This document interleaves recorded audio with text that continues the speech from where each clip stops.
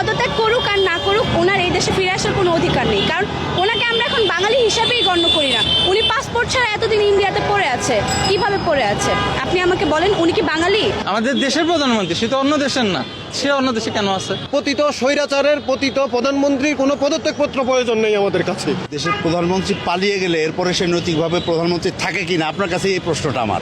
উনি যদি পদত্যাগপত্র হাতেই না পায়, উনি ওই সময় কেন বলেছে পদত্যাগ করেছে? উনি তো তখন বলতে পারতো যে পদত্যাগ করে নাই। আর দ্বিতীয়ত, উনি তো চলে গেছে, উনি পালিয়ে গেছে।